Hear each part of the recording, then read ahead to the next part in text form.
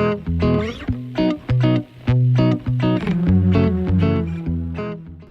guys, it's Leon Axford here from Axford Auctions. We're back today to bring you some more tips around buying at auction. Today I want to talk to you about the actual auction process and on the day so that you can be ready to make sure that you put yourself in the best position to buy the home.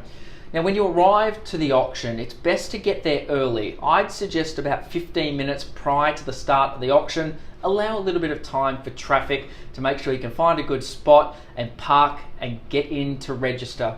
Now registration, all that involves is you need some photo identification like a driver's license that shows your name and your residential address. Now that's so important to be able to register. If you don't have that information, we can't register you for the auction and you can't buy at the auction.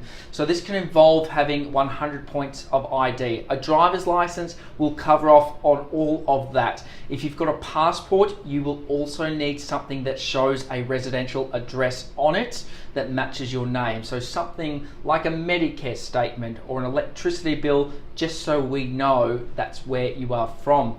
You need to think about, if you're successful, how you're going to pay the deposit. Now at auction, we require a 10% deposit of the purchase price unless you make alterations prior to the auction. If you need a 5% deposit, make sure you talk to your solicitor and you get that approved before the auction day. Now you can pay this via a personal check or a bank check. My recommendation is, once you work out your budget, work out 10% of that and get that as a bank check. If you go over your budget and what you think, that's fine. We can certainly make up the difference of that deposit. Now, if you buy the home for under what you're expecting to pay, similar sort of thing, you've just paid a little bit more for your deposit, which means you might not have to borrow as much, or the team can organise to refund that difference back to 10%. The deposits are very important. Bidding. Now this is the exciting part. There's no need to be nervous. I say this that you're not competing against the auctioneer.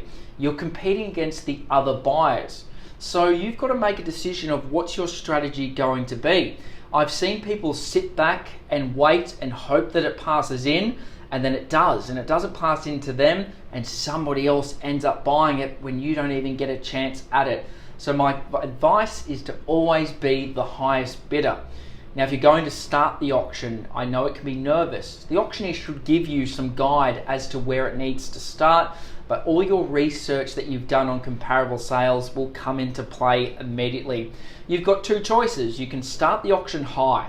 Now, if you start with a really high bid compared to what your expectations are, that has a great effect at really unsettling your competition immediately. You could even potentially knock out 3/4 of your competition with that opening bid, which means you only might have to beat 1 or 2 other people to buy the home.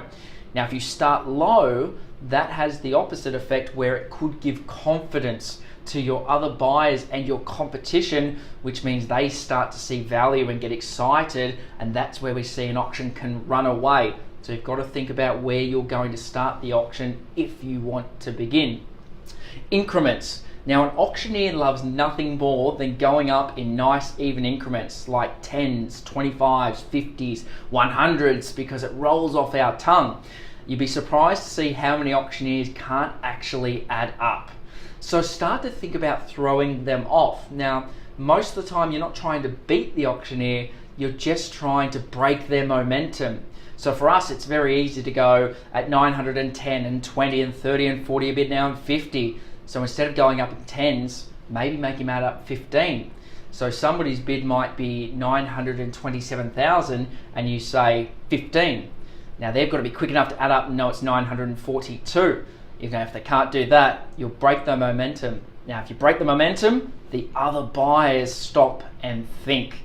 That's got to be your goal, is to make the other purchasers think about what's going on. You might just get yourself an advantage. So think about your increments. The pace is also important as to which you bid. If you hit back straight away, you send a clear message to the other buyers, I'm not here to muck around. I'm here to buy the home.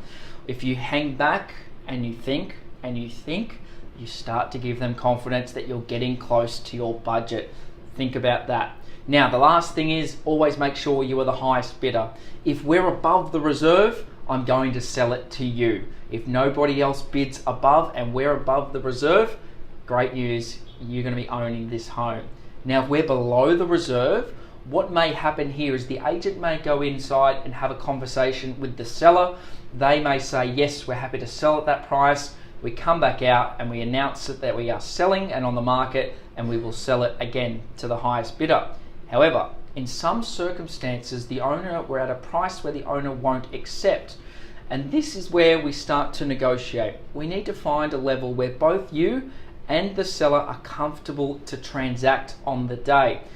Now, it may involve you increasing your offer. That's no different to any other negotiation where you've made an offer and the owner says no. We're just going to find that point where we can sell and you can be very happy. Guys, I hope you're so prepared for auction. I can't wait to see you out there.